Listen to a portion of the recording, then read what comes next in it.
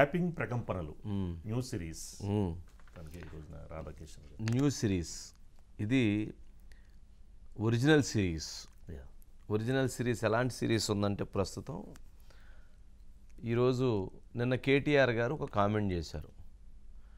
ఏదో దొంగల గురించో లంగల గురించో ఫోన్ ట్యాపింగ్లు చేస్తుంటారేమో ఆఫీసర్స్, దానికి నాకేం సంబంధం అన్నారు. ఈరోజు ముఖ్యమంత్రి రేవంత్ రెడ్డి గారు దాని మీద క్లారిటీ ఇస్తూ ఆ ఫోన్లు ట్యాపింగ్ చేస్తుంటారని అంటున్నారు, ఫోన్లు ట్యాపింగ్ చేసిన వాళ్ళకి చర్లపల్లిలో చెప్పకూడదు తప్పదు అన్నారు.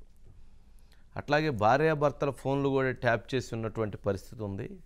అలాంటి వారందరినీ కూడా ఎవరిని కూడా వదిలిపెట్టమని చెప్పని అన్నారు. అంటే ఇవన్నీ చూసినప్పుడు ఇది ఎక్కడి నుంచి ఎక్కడికి వెళుతుంది అనేటువంటిది చాలా ప్రమాద గంటకలు మోగుతూ ఉన్నాయి. నెంబర్ 1, ఇందులో మనం గమనించాల్సింది ఏంటంటే ఫోన్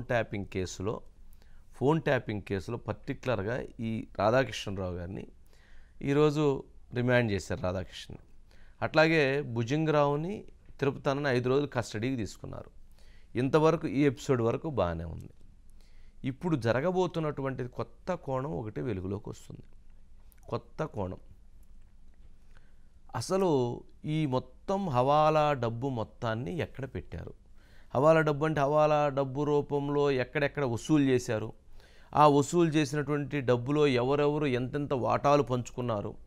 ఆ పంచుకున్నటువంటి వాటాలని ఎవరెవరి దగ్గరికి ఎక్కడెక్కడ ఇన్వెస్ట్మెంట్ చేశారు అనే దానిపైన ఇన్వెస్టిగేషన్ జరుగుతుందట.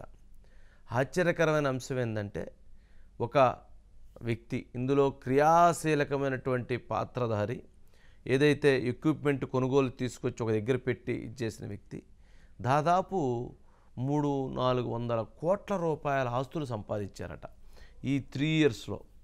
అంటే ఒక వ్యక్తి యొక్క పాత్ర ఏ స్థాయిలో ఉంది, ఒక వ్యక్తే మరి ఆ స్థాయి వ్యక్తి అంత సంపాదిస్తే, క్రియాశీలకమైన వ్యక్తి అంటే అందరూ అంతే సంపాదించుంటారా, అంతకంటే పైన ఉన్నోళ్ళు పైన ఎక్కువ సంపాదించుంటారా అనేటువంటిది కూడా ఇప్పుడు లెక్క తేలాల్సినటువంటి అంశం. ఇది ఒకటి జరుగుతున్నటువంటి దాంట్లో. ఇక రెండో అంశం, ఇప్పుడు ఎవరైతే నిన్న రాధాకృష్ణరావుని అట్లాగే గట్టుపల్లి వీళ్ళిద్దరినీ విచారించడంతో వీళ్ళిద్దరినీ ఎప్పుడైతే విచారణ జరుగుతూ ఉందో బేగం బజార్లో ఉన్నటువంటి ప్రముఖ వ్యాపారస్తులు, అంటే హవాలా వ్యాపారం చేసేవాళ్ళు కావచ్చు, గంజాయి వ్యాపారం చేసేవాళ్ళు కావచ్చు, స్మగ్లింగ్ వ్యాపారం చేసేవాళ్ళు కావచ్చు, డబల్ బిజినెస్ వ్యాపారం చేసేటువంటి వాళ్ళు కావచ్చు, లేక ఇతర ఏదైనా మాఫియా రిలేటెడ్, లేకపోతే డబుల్ బిజినెస్ అంటే రకరకాలు వస్తాయి. ఒక వస్తువుని ఇంకో రకంగా ఒక వస్తువుగా ఇది చేయటం, లేదంటే ఇట్లా ఎవరైతే చేస్తారో, అట్లాగే హైదరాబాద్ నగరంలో ఎవరైతే ప్రముఖ వడ్డీ వ్యాపారస్తులు ఎవరైతే ఉన్నారో వీళ్ళల్లో దాదాపు ఒక 10%, 15% జంప్ అంట, కనపట్టలేదంట. బేగం బజార్లో ప్రముఖ వ్యాపారుల ఫోన్ నెంబర్లు ఫోన్ స్విచ్ ఆఫ్, వాళ్ళు దొరకటం లేరు, వాళ్ళు అందుబాటులో ఉండటం లేదు, వాళ్ళ కోసం ట్రై చేస్తున్నారట. ఎందుకంటే రాధాకృష్ణ గట్టుపల్లి ఎవరైతే బేగం బజార్ ఆ ప్రాంతంలో ఎక్కువ మందితో మాట్లాడారు, లేదా వీళ్ళ కింద ఉన్నటువంటి వారు ఎక్కువ మందితో అక్కడ మాట్లాడి వాళ్ళ దగ్గర నుంచి ఎక్కువ మొత్తంలో వసూలు చేశారు, వాళ్ళ ఫోన్లు విని వాళ్ళ సమాచారాన్ని రాబట్టి దాని ద్వారా పంపకాలు జరిగినాయి అనేది ఇదొక పెద్ద పెను ప్రకంపనలకి దారితీస్తూ ఉంది. ఇక రెండో అంశం దీంట్లో షేరింగ్. ఇక్కడ 2 కోణాలు ఉన్నాయట. డైరెక్ట్గా పైనుంచి వస్తే ఒక సమాచారం వరకు పంపించడం, అందులో వాళ్ళకి చేరిన తర్వాత ఆ మిగిలినటువంటి ఉన్నదాన్ని అందరూ ఇందులో క్రియాశీలమైన పాత్రదారులు పంచుకోవడం.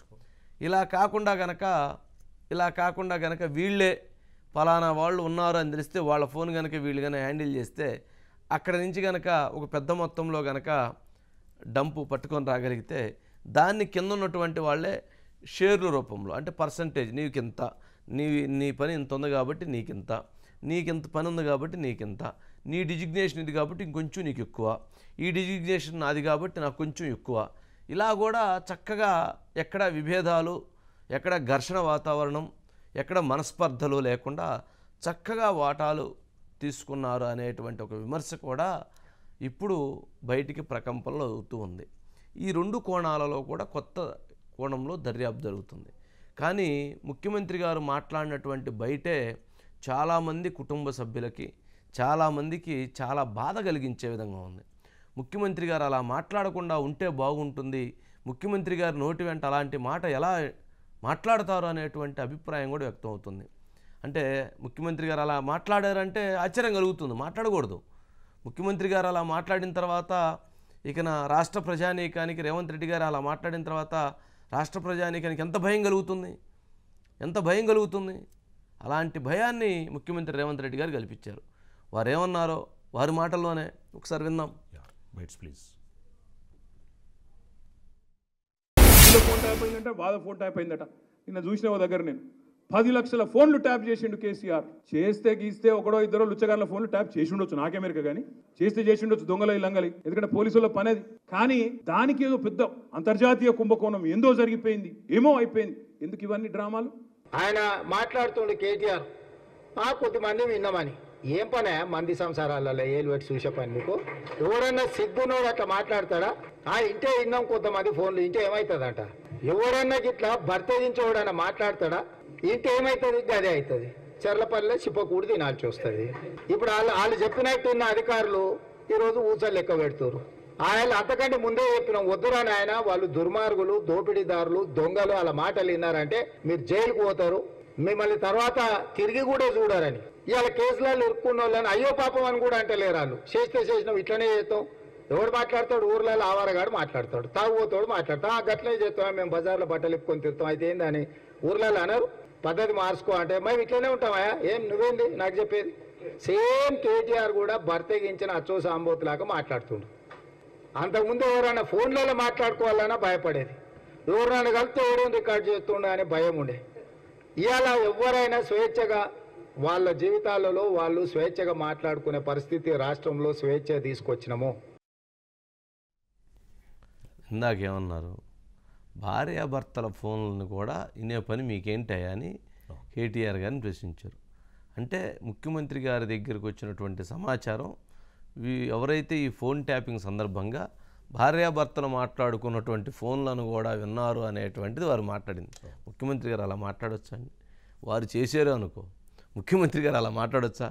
నేను అంటుంది అది. ముఖ్యమంత్రి గారు అలా ఫోన్లు వాళ్ళు ట్యాప్ చేసి భార్యాభర్తలు మాట్లాడుకునేవి కూడా విన్నారు అని అంటే ఇక అది ఎక్కడి నుంచి ఎక్కడ దాకా ఆ ప్రవాహం జరిగింది అనేటువంటిది మాత్రం కొంత ముఖ్యమంత్రి గారు భయపెట్టారు. సరే, అది భయపెట్టడం అంటే ఉన్న సమాచారం ఆయన దగ్గర దాన్ని బయటికి వ్యక్తపరిచారు. అలా భార్యాభర్తల ఫోన్లు కూడా మీరు విన్నారు కాబట్టి మిమ్మల్ని చర్లపల్లి జైల్లో పెట్టడం తథ్యం, మీరేమైనా తాగి మాట్లాడుతున్నారా అనేది కూడా వారు విమర్శించారు. సరే, వారు ప్రెస్ కాన్ఫరెన్స్ అడ్రస్ చేస్తూ మాట్లాడినటువంటిది అంటే మీరు విన్నారు అని మీరు అంటున్నారు కాబట్టి, వింటే వాళ్ళు ఎవరో విన్నారేమో అని అంటున్నారు కాబట్టి మీరు దీనిని బట్టి మీరు చర్లపల్లి జైలుకి వెళ్ళక తప్పదు అన్నారు. అంటే చర్లపల్లి జైలుకి ఎవరిని పంపించాలనుకుంటున్నారు ప్రభుత్వం? ఎవరు ఫోన్ ట్యాపింగ్ దాంట్లో ఎవరి మీద ఆరోపణలు చేశారు? ముఖ్యమంత్రి గారు కేటీఆర్ గారి మీద చేశారు. అంటే కేటీఆర్ గారిని చర్లపల్లి జైలుకి పంపించేటువంటి పరిస్థితి జరుగుతుందా, కనపడుతుందా అన్నది ఇప్పుడు ముఖ్యమైనటువంటి అంశం. ఇది ఒక పాయింట్. తిహార్ జైల్లో ఆల్రెడీ ఇప్పుడు కవిత గారు ఉన్నారు. మరి కేటీఆర్ గారిని కూడా చర్లపల్లి జైలుకి పంపించేటువంటి పరిస్థితి ఏర్పడిద్దా అనేటువంటి భయం అయితే బీఆర్ఎస్ పార్టీ శ్రేణుల్లో ఉంది. కాంగ్రెస్ పార్టీ శ్రేణులు మాత్రం ఖచ్చితంగా ఈ కేసులో కేటీఆర్ గారి పాత్ర ఉంది కాబట్టి ఆయన్ని పంపించాల్సిందే అనే విధంగా వారు మాట్లాడుతూ ఉన్నారు. ఇది ఈ రెండు ప్రధానమైనటువంటి అంశాలు దీంట్లో.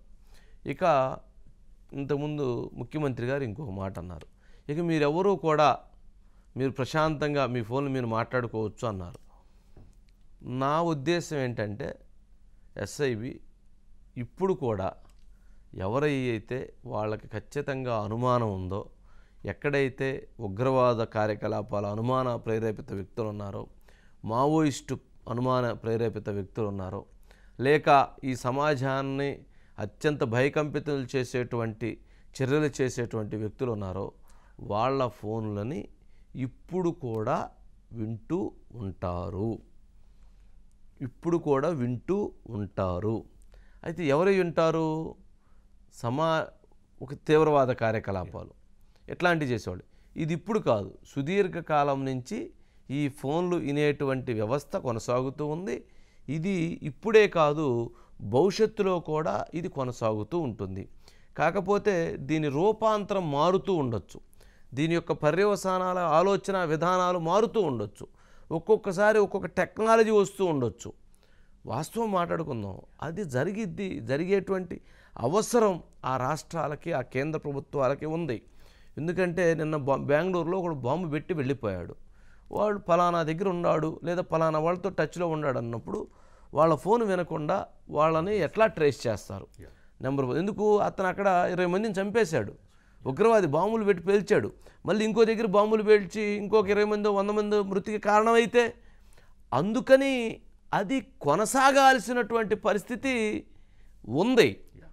కాకపోతే ఇది ఇంతవరకు ఉండాల్సినటువంటి పరిధిని గతంలో ఎవరైతే ప్రభుత్వంలో ఇప్పుడు ఎవరైతే ఈ టీం ఉందో ఇది రాజకీయ కార్యకలాపాలకి రాజకీయ ప్రేరేపిత అవసరాల కోసం బీఆర్ఎస్ పార్టీ ఉపయోగించింది. బీఆర్ఎస్ పార్టీ భారత రాష్ట్ర సమితి దీన్ని వినియోగించింది. ఎందుకు? రాజకీయ అవసరాల కోసం. రేవంత్ రెడ్డి గారు అప్పుడు ప్రతిపక్ష నేతగా ఉన్నప్పుడు అది మొదలైంది రేవంత్ రెడ్డి గారి కోసం, ఇది మొదలైంది. వాస్తవం మాట్లాడుకుంటే రేవంత్ రెడ్డి గారిని కంట్రోల్ చేయడం కోసం, రేవంత్ రెడ్డి గారి కోసమే టీఆర్ఎస్ ప్రభుత్వం బీఆర్ఎస్ ప్రభుత్వం దాన్ని మొదలుపెట్టింది అనే దానికి ఒక ప్రధానమైనటువంటి కారణాలు చాలా ఉన్నాయి. సరే, దాన్ని వివరంగా తర్వాత చెప్పుకోవచ్చు. ప్రజలకి చాలా స్పష్టత ఉంది. ఎందుకు? రేవంత్ రెడ్డి గారు ప్రతిపక్ష నేతగా కాంగ్రెస్ పార్టీ బాధ్యతలు స్వీకరించిన తర్వాత, స్వీకరించకముందు ఒక సెటప్లో ఉండేది, స్వీకరించిన తర్వాత ఎప్పుడైతే ఇతనికి స్పీడ్ పెరిగిందో, ఎప్పుడైతే ఇతను పొలిటికల్గా ఎమర్జ్ అయిపోతున్నాడో, ముఖ్యమంత్రి రేసులోకి వచ్చేసాడో, వామ్మో ఇతను వచ్చేస్తున్నాడు, ఇతను అధికారానికి దగ్గరకు వచ్చేస్తున్నాడు కాబట్టి ఇతను చుట్టూతా ఉన్నటువంటి అన్ని వ్యవస్థలని కూడా కట్టడి చేయాలి, ఆ చుట్టూతా ఉన్నటువంటి అతనికి సహకరిస్తున్నటువంటి వాళ్ళందరినీ కూడా నరికేయాలి అనే విధంగా ఒక ప్రయత్నం చేస్తూ ఫోన్ ట్యాప్ మొదలుపెట్టారు. ఎవరు మొదలుపెట్టారు? ఆ రోజు ప్రతిపక్ష నేతగా ఇప్పుడు ముఖ్యమంత్రిగా రేవంత్ రెడ్డి గారు ఫోన్ ట్యాప్ చేయడం మొదలుపెట్టారు. ఆయనది, వాళ్ళ సతీమణిది, వాళ్ళ అన్నదమ్ములు తిరుమల రెడ్డిది, కొండల రెడ్డిది, లేకపోతే ఇంకొక ఎక్స్ వై జెడ్ అల్లుడు కూతురు, చివరికి ఇంట్లో పని వాళ్ళది కూడా ఇంట మొదలుపెట్టారు. వీరితో పాటు వాళ్ళతో పాటు ఉండేటువంటి వేం నరేందర్ రెడ్డిది, వాళ్ళ ఫ్యామిలీది, వాళ్ళవి కూడా వింటం మొదలుపెట్టారు. దానికి సిస్టమ్ కోసం ఏం చేశారు? వాళ్ళ ఇంటి దగ్గర తీసుకుపోయి పక్కనే ఒక ఎక్విప్మెంట్ కూడా పెట్టారు. మళ్ళీ దూరంగా పెడితే మళ్ళీ సరిగ్గా వినపడదేమోనని ఇంటి పక్కనే పెట్టి ఇంట మొదలుపెట్టారు. ఇంట ఊరుకున్నారా? ఇన్న మొత్తం పైకి చెప్పాలి కదా, చెబుతూ ఉన్నారు. వాళ్ళు ఎవరెవరు ఫోన్ మాట్లాడు, ఓకే రేవంత్ రెడ్డి గారి కాంగ్రెస్ పార్టీలో పలానా లీడర్ జారుతా అన్నాడని తెలిసింది. వెంటనే ఆ లీడర్కి ఫోన్ చేసి నువ్వు రా అని చెప్పని పిలిపించి, ఏంది నువ్వు జారుతానంటున్నావంట, మా దగ్గర సమాచారం ఉంది. ఏముంది మీ దగ్గర సమాచారం అంటే, కావాలంటే వింటావని చెప్పి వినిపించేది. ఈ దండం పెట్టి సార్ నేను ఎప్పుడు ఆ తప్పు చేయనని వెళ్ళిపోయేవాడు.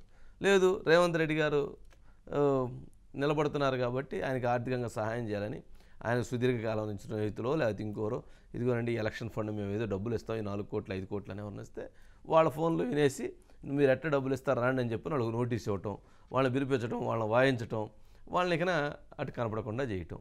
లేదు ఈ సందిట్లో సడేమియాగా 5 కోట్లు 6 కోట్ల రూపాయలు తీసుకొని ఎవరైనా వస్తూ ఉంటే ఆ ఫండ్ తీసుకొచ్చేటువంటి వాళ్ళని మధ్యలో ఈ టీం ఎవరైతే ఇప్పుడు ఎస్ఐబి టాస్క్ ఫోర్స్ టీం ఉందో వాళ్ళని పోయి పట్టేసుకొని ఆ 4 కోట్లు 5 కోట్లు వాళ్ళు తెచ్చుకొని వాళ్ళు పంచుకోవటం, ఆ పంచుకునే దాంట్లో కూడా వాటాలు సక్రమంగా వేసుకొని పద్ధతిగా ఎటువంటి ఇబ్బంది లేకుండా ఘర్షణ పడకుండా చాలా చక్కగా పంచుకొని వాళ్ళు ఈ డబ్బుల్ని సరి చేసుకోవటం. ఇక్కడ ప్రభుత్వానికి కావాల్సిన పని అయిపోయింది, ఇక్కడ వీళ్ళకి కావాల్సిన పని అయిపోయింది.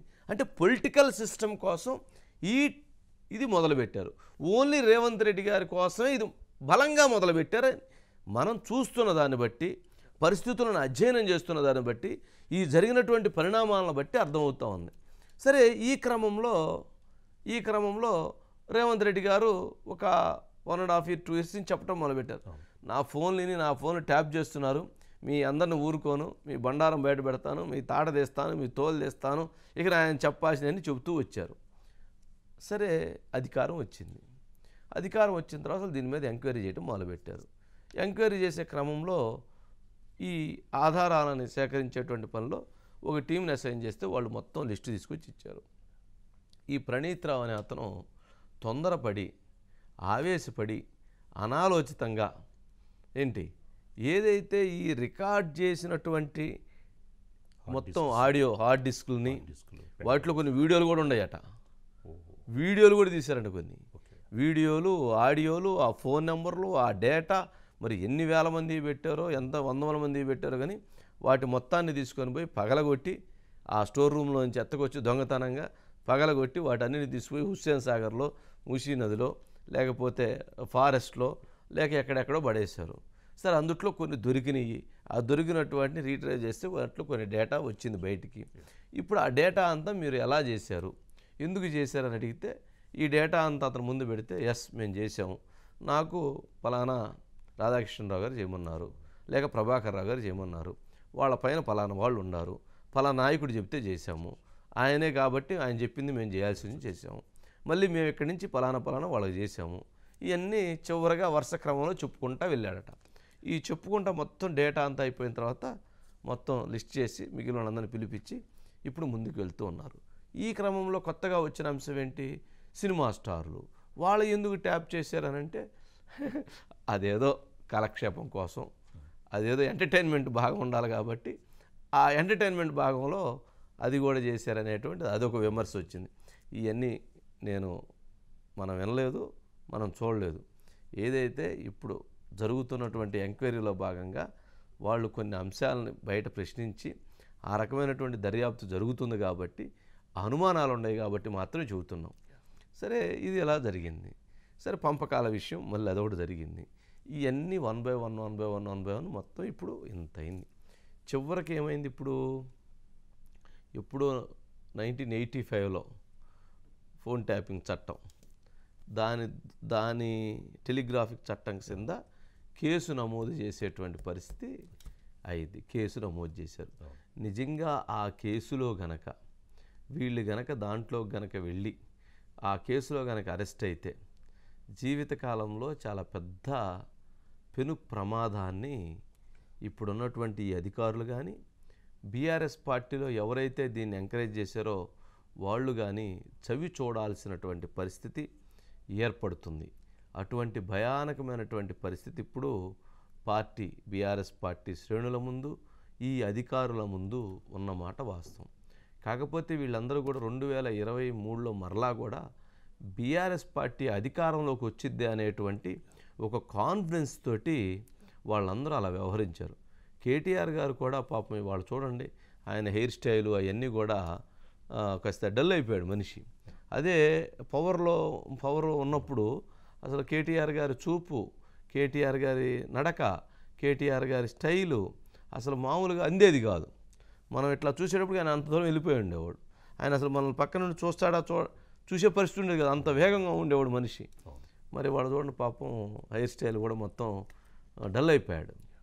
సరే పరిస్థితులు ఇబ్బందిగా ఉన్నప్పుడు ఎప్పుడైనా మనిషి సైకలాజికల్గా కొంచెం తగ్గుతారు. సరే ఇప్పుడు ప్రస్తుతం ఆ యుద్ధం జరుగుతూ ఉంది. సరే యుద్ధంలో ఏం జరిగిద్ది, ఏం జరగబోతుంది అనేది